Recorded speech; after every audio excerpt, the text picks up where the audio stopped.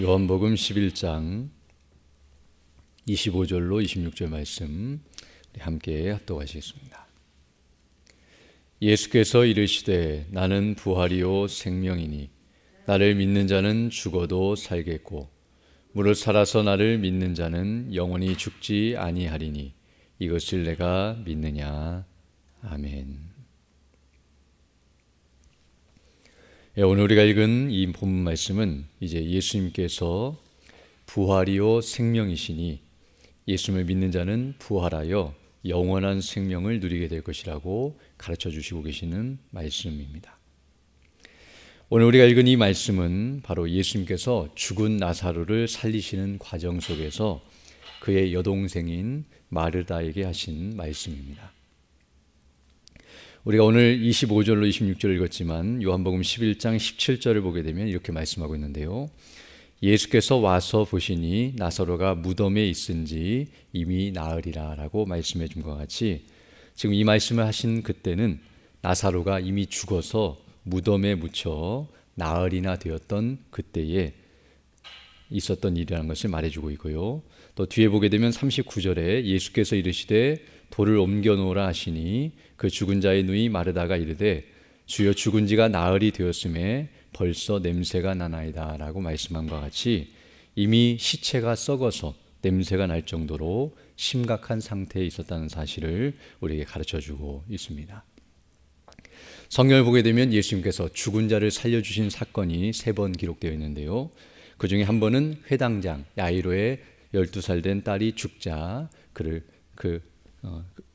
살려주시는 일이 있었고, 또 한 번은 나인성의 한 과부의 하나밖에 없었던 아들이 죽어서 이제 장례를 치르기 위해 나오고 있는 과정 속에서 살려주신 일이 있었습니다.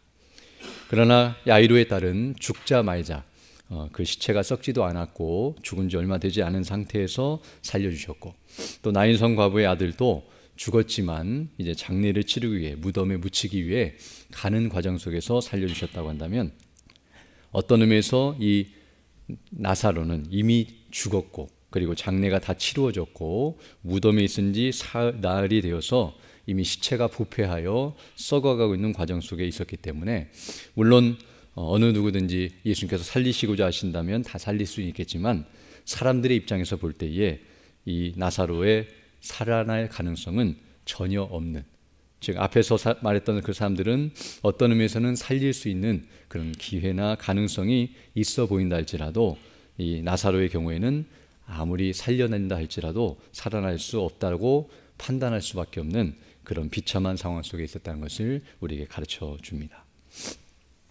그러나 오늘 본문 뒷부분을 보게 되면 예수님께서는 바로 이 말씀처럼 나사로를 살려주시고 계시는 모습이 나오고 있는데요. 43절 보게 되면 이 말씀을 하시고 큰 소리로 나사로야 나오라 부르시니 죽은 자가 수족을 베고 동인채로 나오는데 그 얼굴은 수건에 쌓였더라.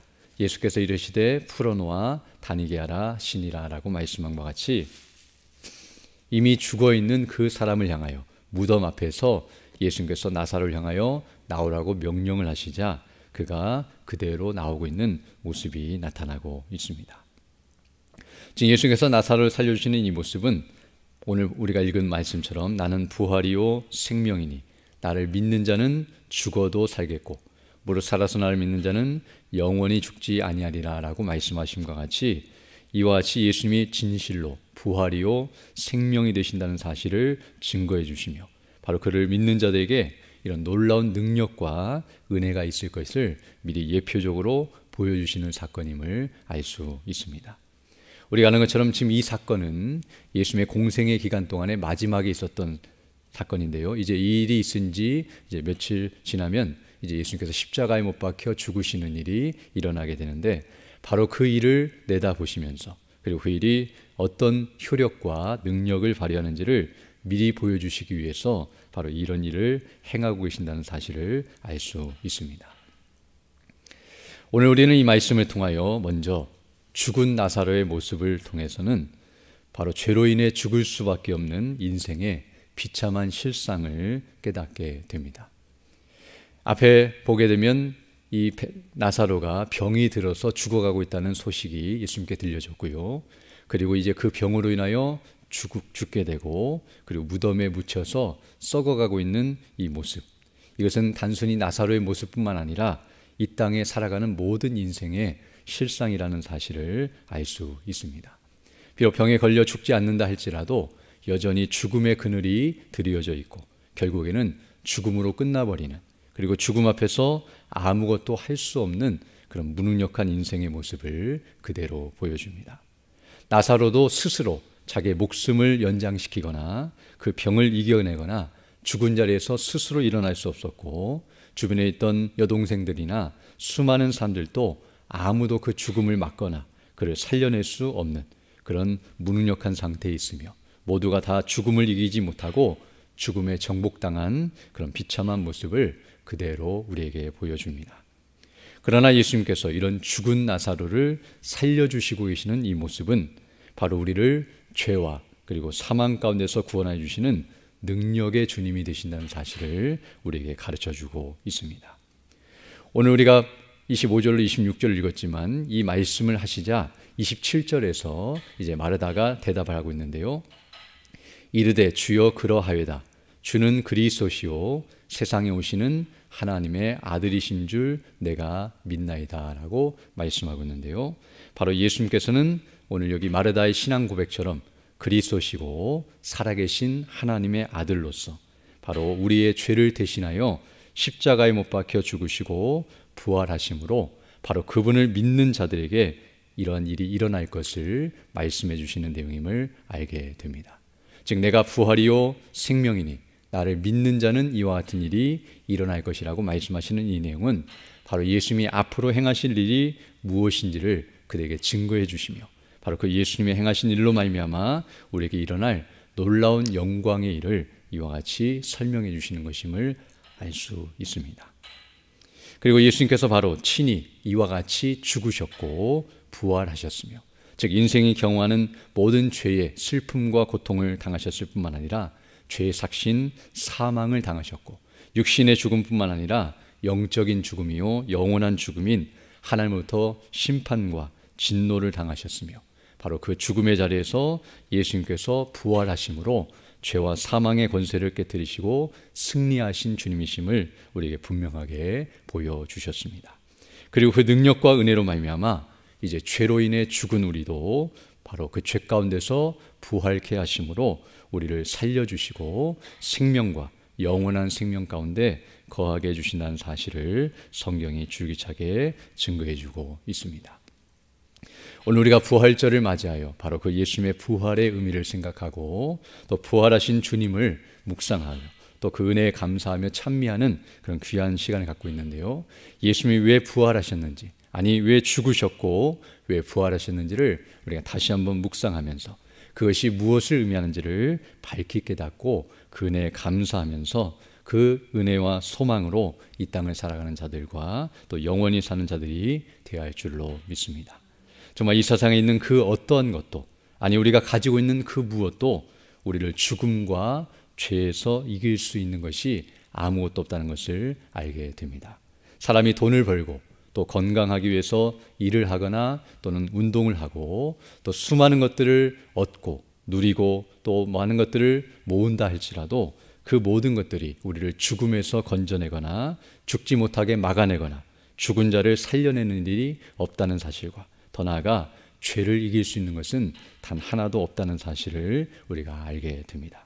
오직 예수님만이 우리의 죽음과 죄를 이기셨으며 바로 우리로 하여금 그것을 이기게 하시는 분이시라는 사실을 생각할 때에 바로 그분을 온전히 믿고 의지하며 나아가는 것만이 생명이며 지혜이며 능력이며 영광임을 우리에게 다시 한번 가르쳐주고 있습니다. 바로 하나님 아버지께서 우리 주 예수 그리스도 안에서 성령님으로 말미암아 죄와 허물로 죽은 우리를 이와 같이 살려주신 이유, 그것은 단순히 그냥 호흡만 하고 생명만 유지하라는 그런 의미가 아니라 살려주신 이유는 생명에 속한 삶을 살라고 우리를 살려주셨다는 것을 기억하면서 죄와 허물 가운데 죽어있어 죽은 행실을 하는 그런 죽은 자와 같은 삶을 사는 것이 아니라 죄를 이기고 의를 행하면서 하나님께 영광 돌리고 그 뜻을 따라 우리 주 예수 그리스도를 본받고 그 형상을 닮아가며 하나님을 기쁘시게 하고 영화롭게 하는 삶을 살아가는 것, 이것이 바로 우리를 살려주신 목적이라는 것을 기억하면서 그에 합당하게 살아가는 자들이 되어야 할 줄로 믿습니다. 오늘도 우리에게 부활의 영광과 은혜를 주신 하나님께 감사드리며 정말 하나님의 영광을 찬미하고 그 뜻을 따라 믿음으로 살아가는 복된 하루가 되기를 간절히 소망합니다. 함께 기도드리겠습니다. 걸어가시고 자비로우신 아버지 하나님, 감사를 드립니다. 영원히 죽을 수밖에 없는 인생들 불쌍히 여겨주시고 긍휼히 여겨주셔서 우리 주 예수 그리스도 안에서 우리에게 생명을 주시고 또 부활의 영광 가운데 거할 수 있도록 은혜를 더해 주심을 인하여 감사를 드립니다.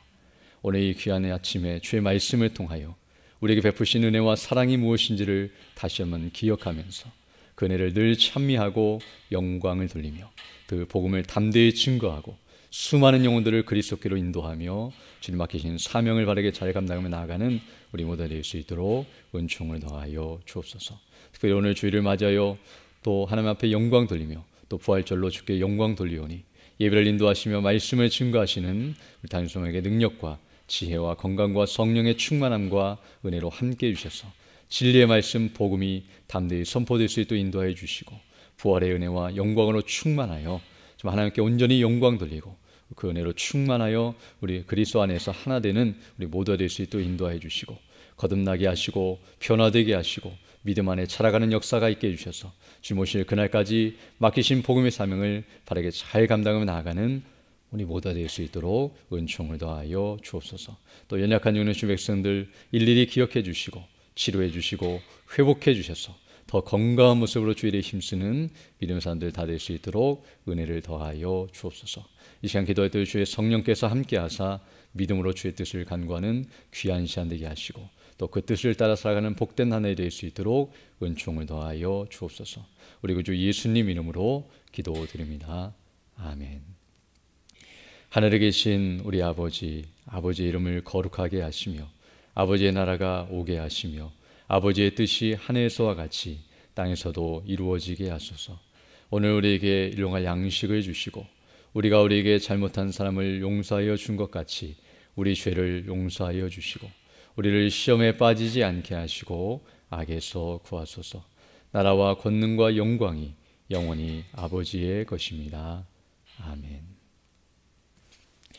기도하시고 돌아가시기 바랍니다.